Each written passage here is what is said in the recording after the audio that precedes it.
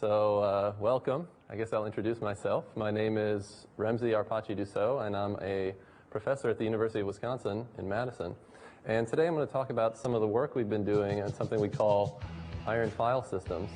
Of course, I encourage you, and I'm sure I don't even need this encouragement, for you to interrupt me during the talk, ask questions whenever you feel it's appropriate. So please do that, otherwise I'll probably finish too quickly. So what I'm really going to talk about today is understanding how things fail is an important thing to do, something network appliance, I believe, already understands. And in particular, what I'm going to focus on a little bit is how disks fail. A classic and older model of how disks fail is what we call a fail-stop model. Okay, it's a very simple model that, as defined some time ago. When a component fails, it could be a disk, could be anything that we're talking about, but when it fails, it just simply stops running. And just before it fails, it has this nice property, if it really behaves this fail-stop behavior, which is that it first switches to a state such that other components in the system can actually detect that this thing has failed. And this would be great if things in the world acted like this, of course. And if you apply it to disks, it would be a very simple model of disk failure. It's certainly a model that was used by virtually all early file and storage systems, assuming that a controller could detect an error and so forth. And a question which I think you already know the answer to is this a realistic model? And the assertion that I'm going to make, and I think a lot of people in this room would agree with, of course, is that modern disks are not fail-stop. And I'll talk about this in more detail now, but let me just give it at a high level. Lots of real failures occur in disks that make the model of how a disk fails much more complex. Latent sector errors, where some blocks become inaccessible. Corruption, whether it's a controller causing it or other problems. Transient errors. And so the reality is that there's all sorts of failures that come out of modern disk drives, and a lot of people in the room know more about that than I do. And these kind of partial failures, where not the entire disk fails, but parts of the disk fail, are certainly a reality. So a natural question to ask is, what should we do about it? High-end systems take lots of extra measures in this space. They do disk scrubbing to proactively find these kinds of latent sector errors and make another copy of data that's slowly disappearing. They use extra redundancy, like I refer there to a paper out of Network Appliance and implicitly refer to a product that has extra parity to protect from certain kinds of partial disk failures. And certainly checksums, other kinds of techniques like that to detect data corruption are common in systems from Tandem, Network Appliance, EMC, so forth. But what we are interested in and what we wanted to look at is, what about the case of local file systems? File systems that we run on our typical commodity PCs, desktops, and elsewhere. How do they react to these types of partial disk failures? I'll argue that these kind of file systems are important, though they're not NetApp filers, but lots of data are stored on these types of systems and managed by these systems, whether it's your photos, your movies, whatever, tax returns. And they're also used in lots of clusters. For example, the Google file system is built on top of a bunch of these local file systems. So it might be important to understand and pay attention to these file systems, despite the fact that they're not filers or other high-end storage devices. Now, if you look at the research literature and if you look at textbooks in computer science, you'll find that the performance policies of all of these systems is very well known. People understand how to do things like group files in a directory together. That's FFS, classic placement policy. Lots of other examples about studies of the performance policies of a system like this. The question we're going to try to get at today is, what is their failure policy? What is their fault handling policy, might be another way to say that. Do they handle these types of partial disk failures? And how can we tell? How can we go about this rigorously to understand this question? So in this talk, what I'll do is I'll answer two questions, hopefully, or at least begin to answer two questions. The first is, how do these local file systems react to a more realistic set of disk failures? And what we'll find in our study, and I'll just give a preview of the answer here, and then we'll talk about it in more detail, of course, during the talk, is the file systems that we looked at, Linux file systems like ext3, RiserFS, JFS, and even Microsoft file system like NTFS, not surprisingly, don't handle a lot of these failures very well at all. And we'll talk about exactly what they do and what they don't do. And then what we'll do towards the end of the talk, so most of the talk will be spent answering question one. What we'll do in question two is ask the question, how can we change file systems to better handle these types of faults? And certainly there's a lot of experience in this room about taking something like Waffle and all the machinery that is required inside of Waffle to handle these types of problems. And I'll talk about similarly what we might do in the case of local file systems to make them more resilient to this type of disk behavior. So that's an overview of the talk. What I'll do now is I'll talk a little bit about how disks fail in a little more detail. Again, in this room, building, campus, there's quite a bit more knowledge about this than I have, so please feel free to pipe in at any time and ask any questions that you'd like. But what we did is when we started to look into this problem is we started to, well, we wanted to see what we could find, and we talked to a lot of people, and so a lot of this knowledge about how disk fails is anecdotal rather than based on a lot of studies, though certainly some studies out of here were very helpful, John Elrath's papers, etc. So if we look at the storage stack in the environment that we're considering, just a host with a disk attached, you can notice a couple things about it. One thing you notice is, of course, even just a simple case where you have a single disk attached to a host running a file system, there's a lot of layers in that system. Starting at the media, going up through all the electronics and mechanical components of the disk itself, the firmware in the disk, some transport connecting to eventually a controller, device driver, some generic I/O layers between the device, and then finally the file system sitting all the way at the top of this stack. So you might notice there's many layers. There's certainly lots of software as well, and we all know software has bugs in it, even in the disk. And that failures, not surprisingly, occur at all levels in this system. The more we looked, the more we found examples and interesting stories about how this or that problem at various levels in the disk caused observable problems in the field. One problem, of course, that's pretty common and is pretty well known is the problem of latent sector errors. As Peter Corbett and et al. Described in their paper at FAST a few years ago, they just described that as a small portion of data on disk becomes temporarily or permanently inaccessible. Seems like a pretty simple and reasonable definition. A lot of root causes, and I don't list them all here, whether it's being a surface scratched or an inaccurate arm movement when you're maybe writing the data in the first place, or interconnect problems. All these things can lead to some portion of the disk becoming seemingly unavailable. So the bottom line is a single read or even a write can fail, and that might be something we need to deal with. Data corruption is also something that's been noted in a bunch of different places when we looked around. There's some nice work at Sun on something called their zettabyte file system, which you all might be familiar with. And they talk about two phenomena there that they were observing and interested in. One of misdirected writes, where the write data was placed on the disk just in the wrong location, which is a problem. That ends up being perceived as corruption at a later point. And the problem of phantom writes, where the disk tells you that it read the data, but in fact, wrote the data, sorry, but in fact it didn't for whatever reason. Sometimes it's a controller bug, something got stuck in a cache and somehow didn't make its way down to the disk. Lots of other things could lead to that same problem as well. There's a very interesting documentation on the web about these certain class of PC motherboards that led to corruption problems. What would happen was a read would get reported as finished, in other words, transferred, DMA'd into memory, even though the DMA was still ongoing in certain cases. So if you waited long enough and accessed that data, it was fine. If you accessed it too early, you'd get some of the data and whatever was in the buffer beforehand. A similar problem was noted by the people who were building the Google file system. They had some problems with certain classes of IDE controllers causing corruption.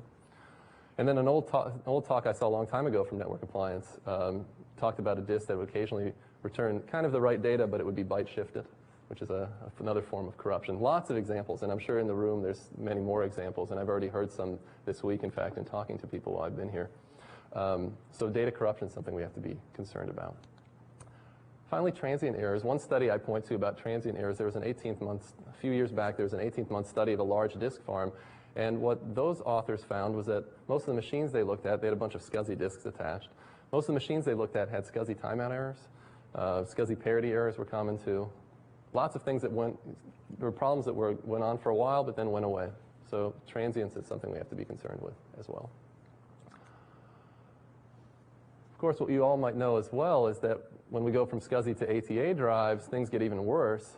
A couple interesting papers on the differences between what you might call enterprise drives and more commodity or personal storage devices. So both of those, I think, are great reads if you're interested in this. ATA drives tend to be less reliable is the general conclusion. Fewer are returned for failure analysis. So a lot of the SCSI drives get sent back to the manufacturers when things have gone wrong, and they get to do a pretty serious analysis of what's going on. That's less true in the ATA market, where drives are often thrown away after they go bad. Fewer of the in some cases, drives are only partially flaw marked during testing, so they don't test the whole drive as thoroughly as they might because they want to cut down on testing time.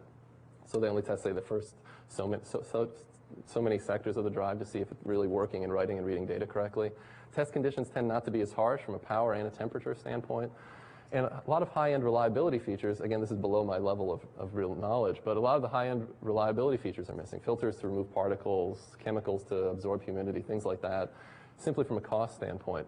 Cheap disks, less testing, less the reliability features means that these drives that we'd like to use because they're cheaper, they're less expensive, but they may cause us more problems. What I might argue is a trend here, which is perhaps why this is interesting to think about, is that over time we're going to encounter more of these problems as opposed to less. You know, sometimes I tell people about this problem that, oh, the disks are getting kind of flaky, and they're like, well, why don't you just wait for the next one? You know, computer science, everything gets better really fast. And with this, right? I've heard that more than once, and okay, maybe it's people in academics and not so much people. So my apology for myself as an academic and all other academics too. But it's the case that drives are getting denser. You know, capacity sells drives. More density means, you know, more logic, more complexity, more bugs, very common. Cost per byte certainly dominates the industry. How many times do I talk to people at Seagate and they tell me that pennies matter? So what pennies matter means is you're going to cut every corner you can and make your drive a little bit cheaper. And of course, reliability features, which are hard to sell an ATA drive based on, for example. It's hard to sell, let's say this is a little bit more reliable than the competitors. Those are the features that are first to go. Finally, a third thing that works against us and makes this problem perhaps more prevalent over time is the increasing amount of software found in the disk drives themselves. Modern Seagate drive has almost 500,000 lines of firmware in it. I have no idea what's in that firmware. I'm pretty sure it's ugly, real-time, concurrent, very difficult to program and debug code. It's not going to be this beautiful programming environment. So I imagine that there are going to be problems in that. And as the amount of software increases in those drives, in fact, Seagate views it as a great advantage that they have such a programmable infrastructure. As the amount of software increases down in there, I'm sure it's going to lead to different kinds of interesting behaviors, where interesting means bad. Okay. So that's a brief summary of some of the things we learned when we started looking around at this problem and seeing what types of failures disks have. What I'd like to talk about now is how we tried to simplify that into something we call the fail-partial failure model. So trying to make this something that we can reason about and talk about and think about when we're designing systems to deal with these types of failures. So do people have any questions at this point, or is it all making sense? It's like I'm kind of speaking the religion to people here. It's like you kind of preaching to the choir. People understand that disks fail, so maybe you all just agree with me and don't have too much to ask about. So in any case, let me summarize this. The fail-partial failure model, of course, accepts that the entire disk can fail, just like we might expect it to in the classic way. A block can fail. Okay, so part of the disk may become unavailable, and a block can become corrupted. It's really as simple as that. We're not trying to say this is anything complex or particularly novel. All of these errors can be either transient or sticky. So, of course, a block can go away. It could be, though, for some reason it's just temporarily inaccessible. It could become later. A block could even seem that it's corrupted for a while. For example, if it's getting corrupted on the way, you know, in transit, then it could be that later when you access it, it's actually not corrupted. So all of these things can either be sticky and permanent or transient. Now, there's a couple aspects of this model that we don't have a good handle on, and I think people here actually, I've been talking to people here, it's something that some people here are looking at. One is the locality of failures. For example, is there spatial locality to these types of partial errors that we're interested in? And the answer, of course, depends on, well, what the root cause is to these types of failures. So the answer would be yes if you're talking about the surface getting scratched. And of course, if one block was affected by that, nearby blocks may be affected as well. The answer would be no if you're talking about a different kind of reason for this type of problem. For example, if the firmware misdirects a write to a wrong location, there might not be any locality at all in which blocks got corrupted. It really would depend on how addresses were getting flipped or something like that. So really understanding this would mean understanding exactly what all the root causes are. I understand that a lot of people are looking at all the auto support data and getting some better feel for an answer to this. So that'll be interesting to see when that all turns out. The reason this is important, of course, is when you're designing features to deal with these types of So you're building a more resilient file system. You might want to know, do I have to be worried about a bunch of block failures happening right in a row? And I don't really have a good answer for that. Of course, the answer is yeah, maybe. Yeah. So your statement about a scratch having consecutive blocks is true in a physical sense. It may not be true in a logical sense. Absolutely. The manufacturer maps the logical to the physical. That's absolutely true. And given that Can you repeat the question? Oh, sure. So the question or the observation was that a scratch would lead to a physical, consecutive nature to failure, which may or may not, depending on how the manufacturer decide to map the virtual space of the disk down to the physical nature of the disk, may or may not end up being observable as a locality, as a spatial locality by the higher levels of the system. So that's absolutely true. Other questions? Yeah. Just a follow-on observation. Yeah. Block relocation makes that almost impossible to know the geometry. Block relocate. So the statement is, you guys like statements instead of questions, but I'll turn them into questions. So can we pay attention to logical contiguity and make that make sense? I mean, the answer is, well, yeah, sure. It's not like the people who build a disk are going to take the address space and then randomize the layout across the drive. That would have a lot of problems, namely performance of the drive. You'd never buy the drive again. So there's a correlation. So you're right that we can't take it as absolutely we know. If there's two consecutive failures in the logical block space, can I absolutely tell you that those means that two physical blocks next to each other have a problem? No. Would I bet on it? Yeah, I would bet on it. But that's me, and I'm kind of a betting guy. So. Well, let's bet. We should have a bet. That would be good. So in any case, I definitely agree with the assertion. We don't know for sure, but it depends what you think. Depends on the drive, I guess. Okay, another question we'd like to be able to answer is about the frequency of failures. Of course, manufacturers don't release Seagate, et cetera. They're not going to tell you anything about this. Every time I ask them, they laugh, they wink, they tell me that drives never fail. Or they fail once every 100 years or whatever the numbers are these days. Some people have estimated that latent errors occur, say, 5 times more than absolute errors. And of course, there's also some work here understanding the frequency of these things, and I'm sure you all actually have a better idea of this than I do. I think what I liked is I found this quote in a paper by a file system developer that said, "Disks break a lot, all guarantees are fiction." I think, so that summarized it well for me. Okay, so that's just some background, so we're all on the same page. What I'm going to talk about now is how do file systems react to partial failures, and what I'm really going to talk about is how we go about trying to understand this and the methodologies that we develop so we can go about this in a somewhat methodological way. Before we get into this, we need to have a vocabulary, a common way of talking about how how file systems could react to these types of things, how they could detect that certain types of failures have occurred, how they could recover from those failures. And so, without trying to be too novel here, what we tried to develop is what we call the iron taxonomy for detection and recover techniques.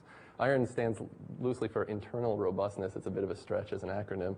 But the idea is, what we're looking at is what kind of techniques, even when you just have a single drive, and internal to that drive, how can we build techniques that make systems more robust to those types of internal failures? So let me go through this taxonomy briefly. Again, there's a detection component and a recovery component. How do you detect failures? How do you recover from them is separate. And the techniques we're talking about here, we're not trying to be innovative. We're just trying to classify things so we talk about it in the same way, so that we have that vocabulary, as I mentioned. So if we're talking about how to detect failures, there's some possible strategies. One is what we call the zero strategy. That's not to do any detection at all. This is surprisingly common. Another is the error code. Use error codes. So, for example, the drive would return an error code. So you might actually consider looking at that error code and seeing if the drive said something succeeded or failed. That's also surprisingly not used as much as you might think. Sanity checking is something that's pretty common in a lot of these systems. So I'm getting something that's supposed to be full of inodes, a block full of inodes. Does it look like it's a bunch of inodes? Redundancy. Things like added checksums or even other copies of the block, I can check those and use those to detect that some problem has occurred. And of course, you could come up with a bunch of different techniques. This is just a few that we're going to look at today. Those are detection. Let's talk a little bit about recovery, a broader taxonomy here. Possible strategies, again, zero, don't do anything. Propagate the error. I don't know what to do with this, but maybe the application that's running will. Stop. Apparently Waffle does this a lot. Panic. Panic is a stop behavior. Just halt everything. I don't know what to do, but at least I'm not going to make things worse. Guess. I can't get the data. I'll give you a bunch of zeros or whatever I thought you might want. This is surprisingly used occasionally. Though I don't know that Waffle uses it. Retry, assuming the failure is transient, go ahead and retry. That might be a good strategy. Repair, if you can detect an inconsistency and you have enough redundancy in your data structures, like FSCK is a form of repair. Remap is something you could do even at the highest level. Sure, drives do remap, but you could still think about doing it at a higher level. And then redundancy, for example, if you're reading from one block, you can't get it. Maybe if you have a copy of the block, you can go ahead and do that. Again, there will be other techniques here, and if you have interesting or novel suggestions, always happy to hear about them. We're not trying to be comprehensive, just illustrative, and to give you, these are enough to kind of talk about some of the file systems that we looked at. Make sense? So now we get to that specific question. What iron techniques, what detection and recovery techniques do these file systems that we looked at, these commodity file systems, ext3, RiserFS, JFS, NTFS, what techniques do they use? How are we going to find this out? So what we did is we started with a very simple thing, fault injection. Typical fault injection would be take a disk, insert some random failures in it, maybe corrupt a random block or make a block seem like it's is suffering a latent sector error, and then see what happens, run some workloads, see what happens. What I would like to argue is that this type of random fault injection isn't good enough. It might miss interesting behavior, certainly. You can't really use it to then explain what is the file system trying to do. In the end, what we're trying to describe here is what are the fault handling policies of the file system or whatever system that we're looking at. What are their fault handling policies? And so if we're not comprehensive in this, if we're just kind of random in how we do it, it's much harder to talk about that, is what we found.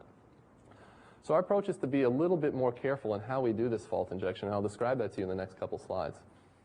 What we call that is a space and time-aware injection, and it's kind of what we would call a gray box approach to testing. So instead of assuming that the file system that we're testing is a black box and that we know nothing about how it behaves, we're going to assume that we have some insight into the box, the file system, and that we can use that insight to do better, in this case, better fault injection. And this gray box approach to things has been something that's pervaded, a theme that's pervaded much of our work beyond actually this talk. So if I talk about space awareness, what do I mean in this fault injection? Well, as we all know, file systems are composed of a bunch of different types of blocks that are on disk. In this very simple file system down here, we have a super block, some inodes, and some data blocks. And of course, real file systems have many more complex structures. So what we're going to do is when we inject faults, we're going to make sure that we do it on all the different data types of the file system to see if the file system reacts differently based on whether it's a super block or an inode or whatever. So if we fail an inode, for example, how does the file system react to that versus when we're trying to mount the file system and the super block fails? How does the file system react, and so forth? We also found that time awareness was a useful property, and let me describe that in detail, though I won't talk about this too much more in this talk. File systems tend to have very regular and repeatable update sequences that they use to interact with the disk. For example, all the file systems that we're looking at are journaling file systems. Journaling file systems all go through a process of writing things to a journal and then eventually reflecting it to their final on-disk locations. Certainly different than how Waffle writes to disk. We found that we could represent these as simple state diagrams, and what we try to do then is simply fail things at all the different possible transitions in that diagram. So first thing you're doing when you're in a transaction, you might be writing something in a journal, then you might write a commit block, then you might start checkpointing data to its final on-disk location outside of the journal. All those points might be interesting places to inject failures into the system. So we're going to use that model to inject failures at crucial times. Failure injection alone doesn't solve this problem. We still have to run some workloads on top of this system in order to see how the system reacts. So what we're going to do here is nothing very novel. We're just going to exercise the file system API as widely as possible. And that breaks down to two different types of workloads. These are all synthetic again. We're not running some massive realistic workload. These are just synthetic, very controlled workloads meant to exercise a particular aspect of the file system. One type of workload is something we just called singlets, where we're stressing a single file system API, like a read call or an open call, something like that. And then there's some pieces of functionality which were generic across a bunch of those calls, so we pulled those out and made them separate workloads. For example, path traversal is common in a bunch of things, a bunch of these calls, so we have a special path traversal workload. Recovery, log writes, all those things are so common that we just pulled them out and made them separate workloads. So you might be wondering where we inject these faults. If we look back at our stack that we saw before, there's lots of different places where we could do this. One thing we could have done and we thought about doing is making a kind of a fake disk that would return some of these faults. That has the benefit of being somewhat realistic. If you're really talking these low-level protocols across a bus or whatever, that might be a good thing. Of course, the problem with that is it's hard, and we only have so many students that we can make do things. So what we decided to do is do something that's a little easier, but we also think it was actually the desirable thing to do in this case. So the software approach is at a very high level in the system. What we do is built basically a pseudo device driver that models all these types of faults that we're interested in. And what we're looking at today are simply returning an error on a read, returning an error on a write, and corrupting a block that's being read. We do that right underneath the file system. So this has, you could say, pros and cons. The pros are we're going to see exactly how the file system behaves. We're not looking at any other piece of software. The negative, of course, is there could be some fault handling that goes on in the lower layers of the system, and there certainly is. In the device driver layer, a generic I/O layer even could have some stuff. We're not looking at that today, and that's something that we continue to look at. But in this talk, we're just talking about when something finally gets up to the file system, how does the file system react? So it's a caveat one way or the other. Yeah? So do you look at what file systems assume what file handling is being done by the layers below? Yeah, it's certainly hard to know that. Oh, sorry, I keep forgetting. The question was, have we looked at what the file systems assume about the fault handling that handles below them? And what the question's really hinting at is, well, gee, if the file system's really broken, but then it turns out the layers below it are great, then maybe it's okay that the file system's kind of broken. For example, if we were looking at, your filers and we just looked at Waffle, we might say that Waffle panics a lot. And it turns out, though, that the RAID and the storage layers handle all these problems, most of the problems for you. So that might be, we might be misrepresenting a result in that case. Now, the question about what they assume, it's really hard to know. It's certainly not anything that's written down. What we can observe is, in all the file systems, there are behaviors that hint at there's not a full trust that faults are going to be handled by lower layers, even on just a single disk. We're not talking about RAID or anything like that. So at least, like for example, all the file systems that we looked at, in some cases, will do a retry. Right? Now, there is retry done at lower layers in the device stack here. So what does that mean? That they didn't trust that retry? Or does it just mean some guy decided, some person decided, well, I want to do retry anyway, even though I know it got retried a bunch of times at a low level. So it's really hard for us to know what the mindset is. In talking to people, we've showed a bunch of our results, certainly. We've shown a bunch of our results to the file system developers in these communities, and nobody got too mad at us. So I assume that that we're not too far off in looking at this problem from this perspective. But you're right, it'll still be interesting. And we've looked at it, we've looked at the code, but we haven't tested the code to the same extent that we've done here, the lower layers of the code. Okay, so I've hinted at what file systems we looked at. We looked at Linux ext3, one of the pretty common, popular file system, RiserFS, also in Linux, IBM's JFS, and a Linux port of that. And then to get outside the Linux world, we've also looked at NTFS, though not quite as thoroughly. One of the weaknesses of our gray box approach is you have to know a lot about the file system to do the more thorough testing, and we don't know quite as much about NTFS. All of these, again, are journaling file systems, so it means everything's going to be reflected, not data, but all metadata is going to find its way through a journal first, and then find its way finally over to its permanent on-disk location. I'm going to walk you through here how we present the results from this study, because it takes a little bit of interpretation to understand this. What we're going to do is show this result matrix. So let's say we're testing Linux.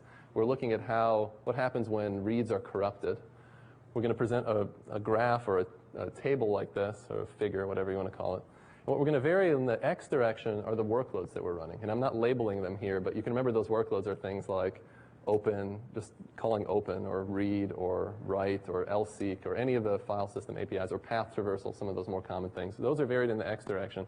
And along the Y axis, or the Y direction of this result matrix, what we're varying are the structures that we are failing. So are we failing an inode in this case under this workload, or are we failing are we corrupting, this, in the example I was talking about, are we corrupting a data block or a directory, all the different data structures.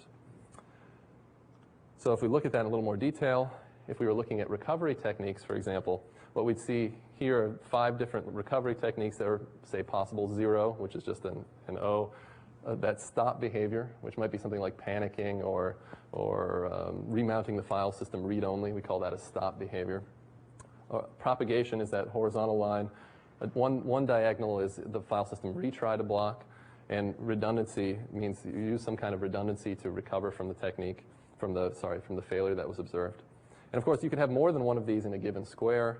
Here's a simple example of what you might have. For example, if you're calling read, and let's say read is accesses an inode in order to update an access time or something like that. And in this case, if in that failure, what we see is that if the inode was failed, that error was propagated. That means the read might return an error or something like that. Or it might be logged. That would be another propagation behavior. We also end up a lot of times, of course, showing these gray shaded boxes in this result matrix.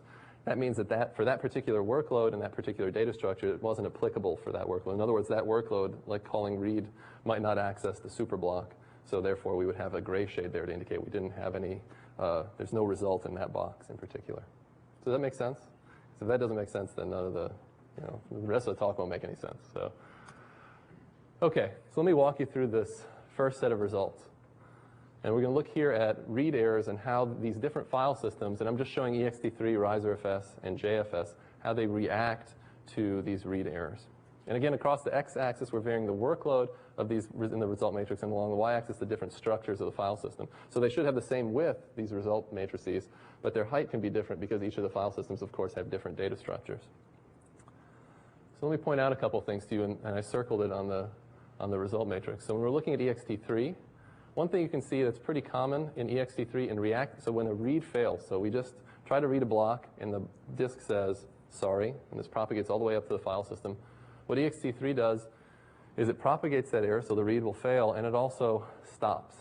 In this case, it means it remounts the file system read-only, so you can't really do that much with the file system anymore. So a single failure leads to ext3 having this fairly strong reaction of propagating that, which is nice, but then remounting itself read-only.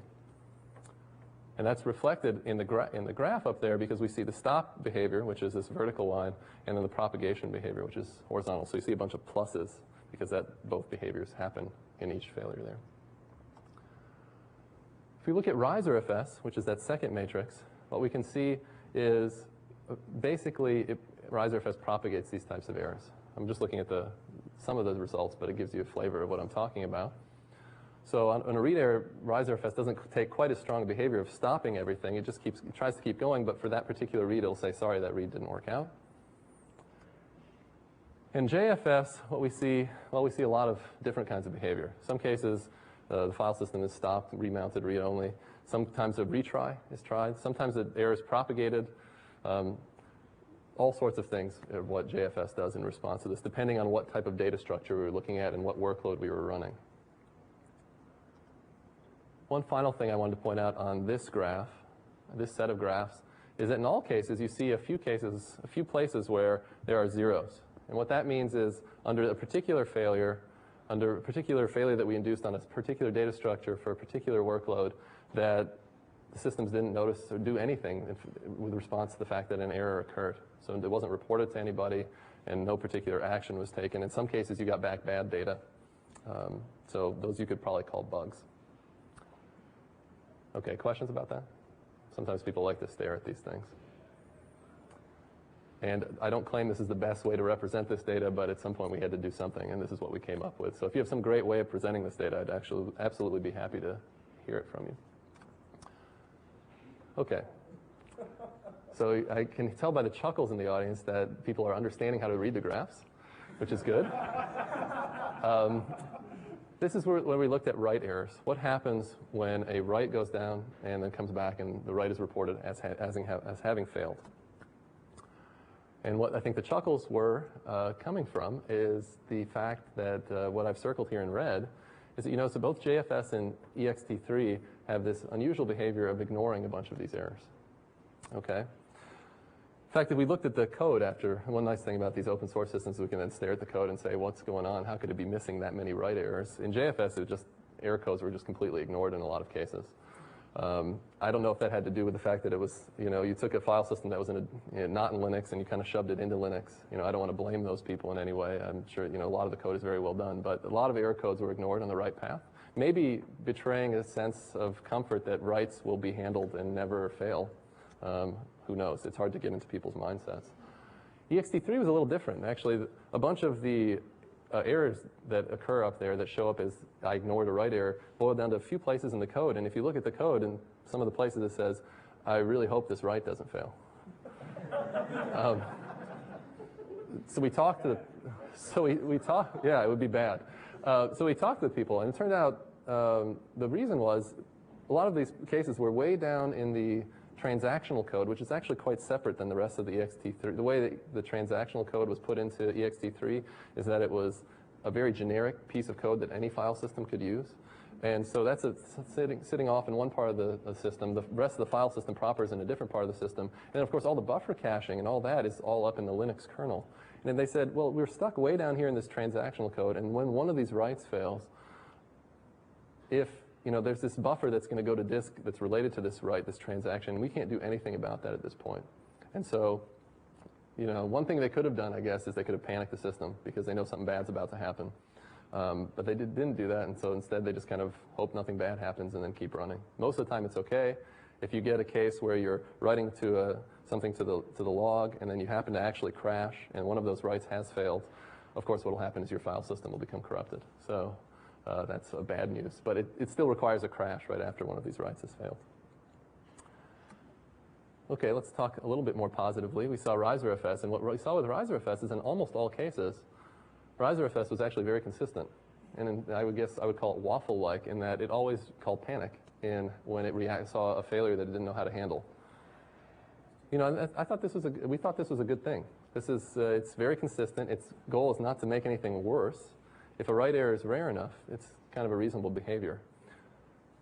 There was one exception, which was you see there that when that row corresponds to indirect blocks, and the code that whoever wrote the indirect block code was somebody different than had written most of the rest of the code, and so some errors were missed in that case and did not actually panic, and failures could be lost in that case.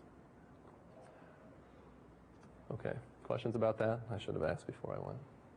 Okay, finally we looked at corruption, and we're less surprised to find here in a lot of cases there's, sanity checking was used in a lot of places, but certainly plenty of cases where corrupting a block is completely unnoticed by the file system. This wasn't surprising given that the machinery, if you look at the file systems, you know that they don't have a lot of machinery to deal with corruption. For example, they'll put a bitmap on the disk, and then they'll read the bitmap back. There's not much sanity checking you can do with a bitmap. It's full of bits. So once it passes that basic test, is this full of bits, then it's used.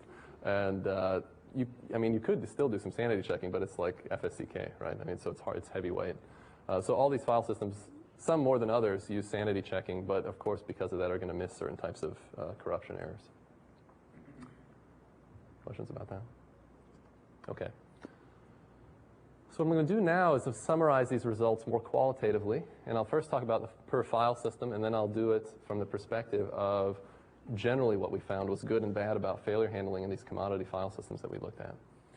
ext3 we found, I think, is actually in some ways it had a simple approach to failure. It mostly checked error codes, that write exception being the major problem there. Did some modest sanity checking. It probably overreacts when it has a read fault, that when a single block, some user data block returns a failure, remounts the file system read-only, requiring some administrator intervention. So that's a pretty strong behavior, and as these types of errors happen more often, you can imagine that that's not a good idea, these type of faults, rather. And of course, some write errors were ignored. That's a big problem and a bug, and some of those have been fixed since this time. RiserFS we called the Hippocratic failure policy. First, its goal was to do no harm. So if a write error occurs, it just calls panic. It says, I'm not going to make anything worse, so I'm going to panic the system, and hopefully this problem will go away, or someone will figure out what's going on. So this preserved integrity led to fewer cases where we could end up corrupting the file system. It might still be an overreaction if this was just a transient problem. If we talk about JFS, we call this the kitchen sink, because JFS did almost everything that we thought of JFS would do. Sometimes it would retry, sometimes it would remap things, sometimes it would use redundancy, sometimes it would actually manufacture a bunch of zeros. This was a bug that gave those back to the user upon an error. It did everything. Of course, it also had bugs, which we saw.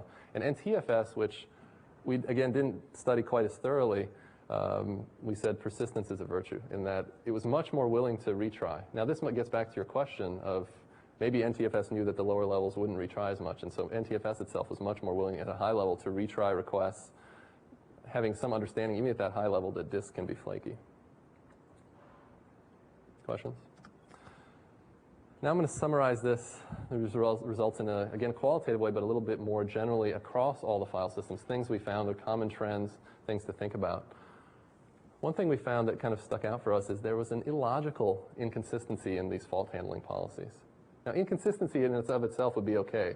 For example, if I reacted differently to an inode failing than a data block, that might be a fine thing to do. I might think inodes are more important or user data is very important, whatever. I might treat them differently. An illogical inconsistency means that you haven't thought about the fault handling policy very carefully. So for example, JFS, there was a case, which you still might be able to argue is reasonable, but I think is somewhat unreasonable, where if you read the superblock, you're trying to mount the file system, and you read the superblock, and the disk returned an error, said, I can't read the superblock. JFS would very nicely look at the copy of the superblock, it has one copy of it, and then read that and mount the file system. There's another case where we corrupt the superblock. So JFS reads it, corrupts it, it actually detects the corruption through some, looking for a magic number, and then it fails. It doesn't even try to read the superblock copy. Now you think, whatever you say about that, it seems like it might be worth reading the other copy to see if you can then mount the file system. So that kind of inconsistency didn't make a lot of sense to us, and we found that in a bunch of the different file systems that we looked at. Bugs, not surprisingly, were common. A lot of this code didn't look like it had actually been very well tested, and we certainly saw the case that there was a diffusion of all the failure handling throughout the code. So the file system would have all these different paths that led to the disk, and in the failure handling policy was embedded in what happened when whoever the developer was wrote the code that handled the failure at that given point. And so there's no central place you could look to understand this policy, and it was certainly the case that that would lead to a lot of bugs. People would miss things or behave differently. That also led to that inconsistency that we talked about. Error codes were sometimes ignored. That was surprising, but you think that when something says failure, you'd actually pay attention to it. Second page of general results. We think sanity checking was used, but of course it's of limited utility because some things you can't really sanity check. We talked about bitmaps, things like that.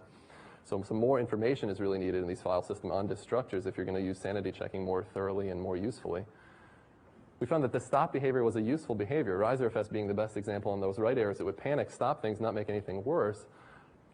ext3 tried to do this in a different case where it was trying to do it in a more fine-grained way. It was saying when we're issuing a transaction to disk, if something happened poorly in that transaction, let's maybe just abort this transaction and then keep going with other transactions and generally keep running. There was a bug in that code, and it led to, when certain errors happened, it would lead to a corrupt volume.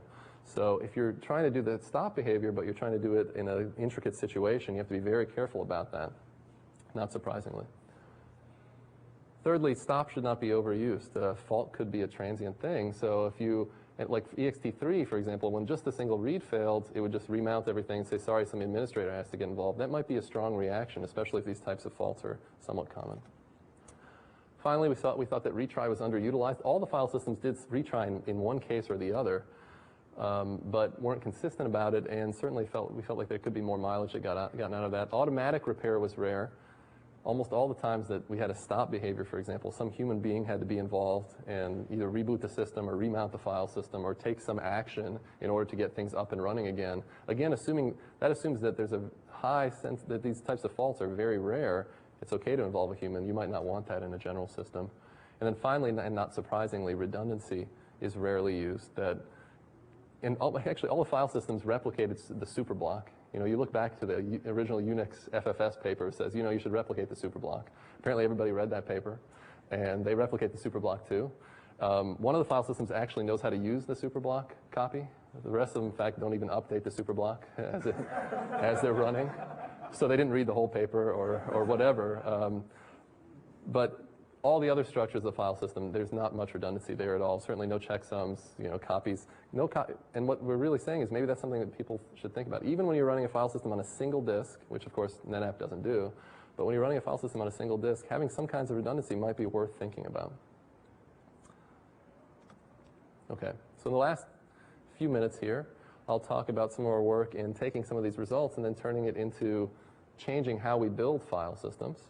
So towards an iron file system, that's that second question that I asked, what should we do about it? And I'm not going to suggest anything too novel here, but I'll give you an idea of what I'm talking about. What we did is we took ext3 and we said, can we make it more robust to these types of failures? So we said, let's add checksums, let's add kind of standard techniques again. Replication, purely replicate all the metadata of ext3. So for every inode, there's a copy somewhere else on the disk, for every superblock, directories.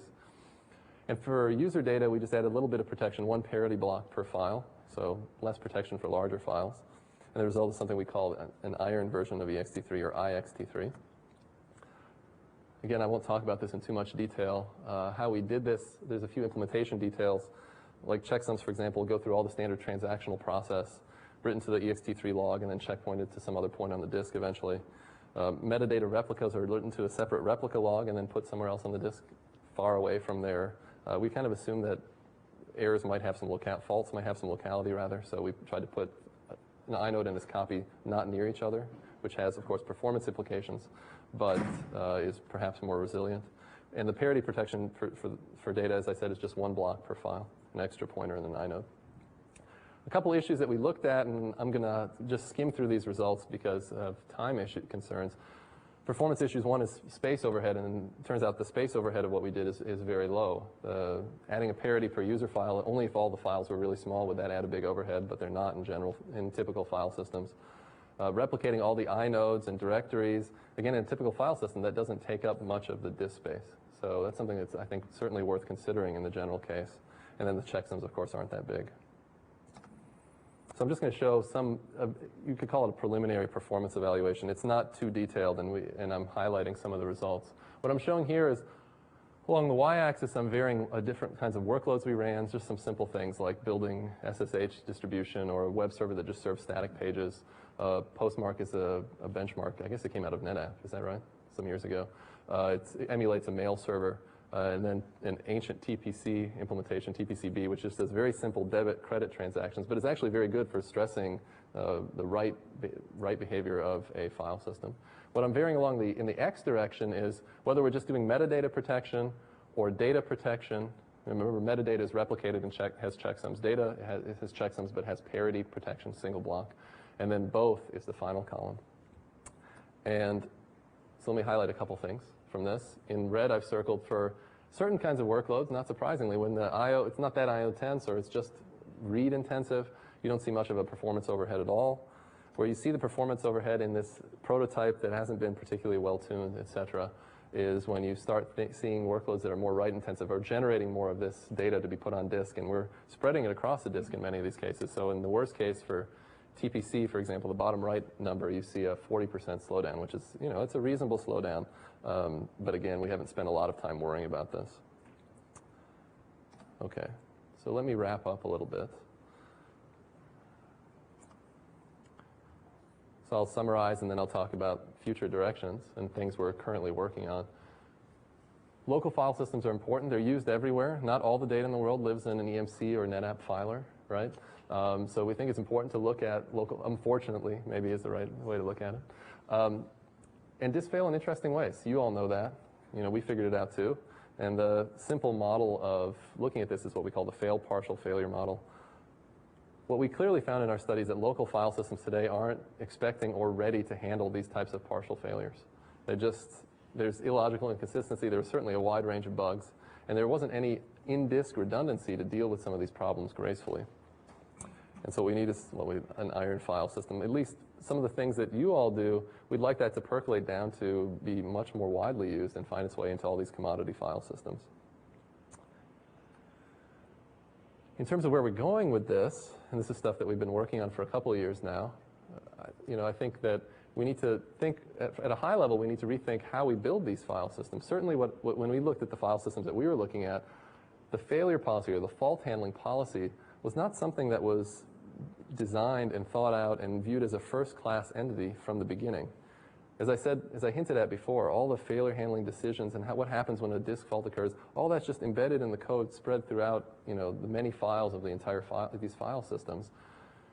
So what we've been thinking about is how can we build a file system that, instead of having that failure policy or fault handling policy diffused throughout the code, how can we pull it all into one space so you can look at it, so you can really reason about how do I think this file system is going to react to all the different types of failures that might occur. It might not do something reasonable, or you might not like what it does, but at least you could look at it and potentially even change it if you could centralize it. So that's something we've been working on.